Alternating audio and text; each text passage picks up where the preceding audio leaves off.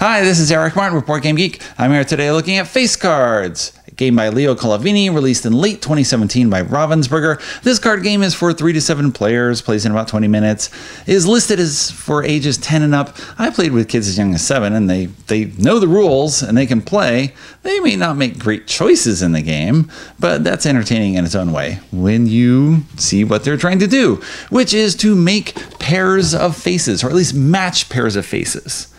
Each player does this each round, and then you're trying to identify a pairing that someone else has made.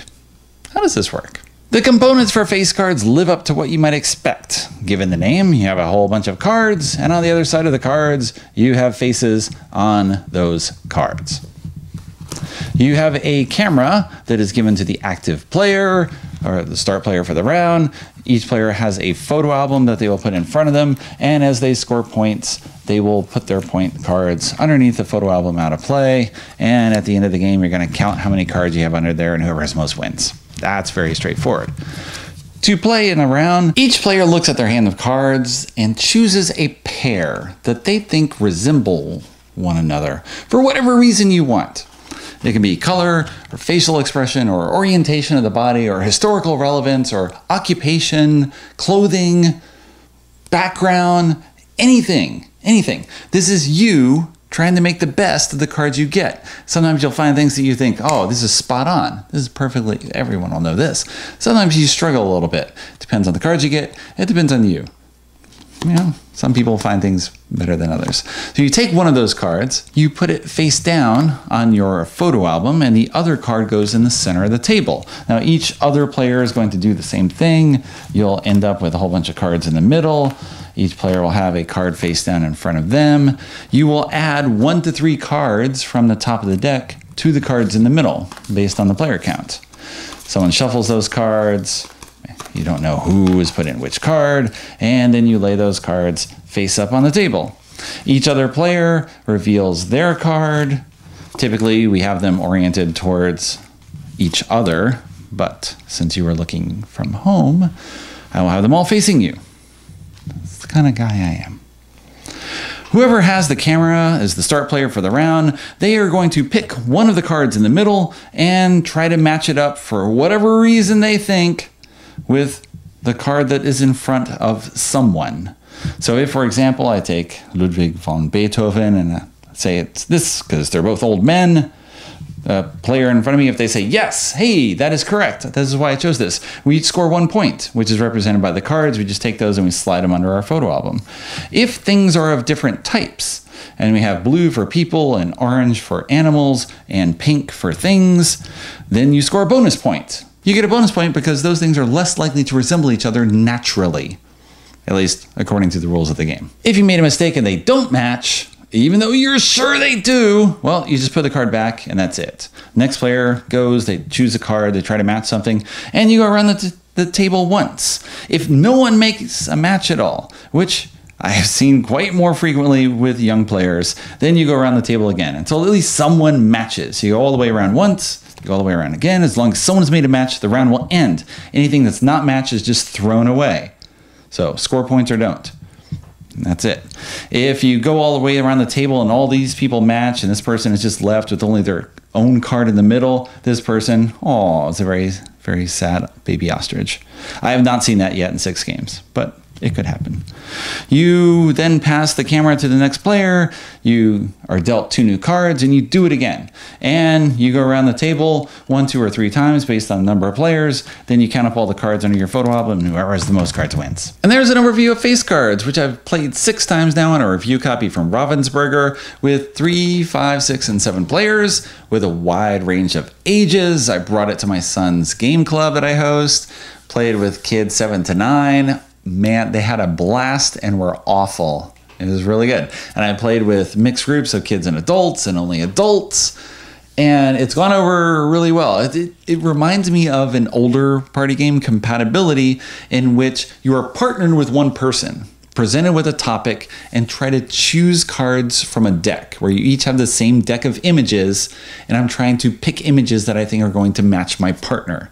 Right? You're trying to mind meld with that person and see how well you match up with them with specific images, and what's more, even the order. I think this is the thing that most reminds me of this topic, and so on and so on. Facecards has that element, but now with everyone at the table instead of only one person. You're creating this puzzle where everyone is throwing a card in the middle, and you create this shared play space, Calavini thing I've talked about in my video on Fae, where you're all contributing to the pot. And then as you start making guesses, you got a little deduction game almost paired with this party game. Because of course, I'm going to choose something that is not my card in the middle. There's no reason. I don't profit in any way if I choose my own card. I just lose out. So I'm not choosing my own card. If I fail though, and that's not a match with someone, well, that's not my card. It's not the next player's card. If it's not the player who goes next in turn order, well, they know 3 people who that card does not match with. So now they can use that information and try to figure out who that does match with. Although, of course, it could be the random card off the top of the deck. So you got a little deduction thing. Sometimes when you go first, you get very obvious choices. With someone that had a chicken and egg. Okay, how could you not get that correct? That was obvious for a first player. And that happens. You have a wide range of experiences with the cards that you get. Sometimes you just have terrible cards, you hold on to them, and eventually you just dump them just because you're like, I don't know what to make of this. I can't do something. I just want this out of my hands. Okay, that thing happens at times.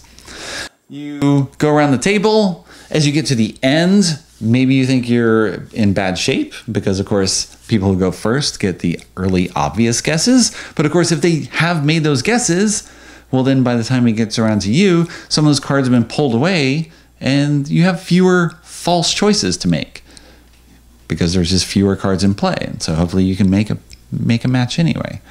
I don't know if the points really matter. It's more just the experience of trying to match with someone and why do you choose that? And I can't believe you did that. Oh, and I will leave it as a challenge to you if you want to look at my pairs that I show on the table. 5 of these pairs are ones I created, and then 1 card is random off the top of the deck. So who goes with the weightlifter, with the bald eagle, with the ice skate blade? I don't know if you know what that was. Baby ostrich banker. Which matches with which? How much are you going to score based on this setup? There is a drawback in the game in that the deck has 142 cards, and in the 7-player game we did, we went through the entire deck, saw pretty much everything. And at a certain point, you'll probably think, oh, I got this combination again. I got chicken and eggs. Okay, great. I've seen it. Everyone can guess it. It's not going to be a challenge. It's just easy points for me. That doesn't feel great, but I don't know what point I'll hit that. We hit that a little in compatibility after playing so many times with the same deck because you would go to certain cards automatically to score points just because you knew that the other person is going to pick that card based on the topic. So we would start playing where we pull cards out. If you made a direct match with someone in compatibility, you pull those cards out of your deck and they're out of play for the rest of the game, which makes the challenge harder to try to match with someone. I don't know if I can quite duplicate that with Facecards. You do have one thing you can do, in that the deck contains 10 blank cards. So you can put pictures of loved ones, or hated ones, or people you don't even know. Strangers. Hey, stranger, can I put your face on a card? I'm taking this for posterity. Yes, I'm going to be playing with you in a game. No, this isn't creepy at all. Probably don't want to do that, but you could if you want. Or, you start with some cards and maybe you make up other cards and mix all the things together and give this a try. See if you can make some matches.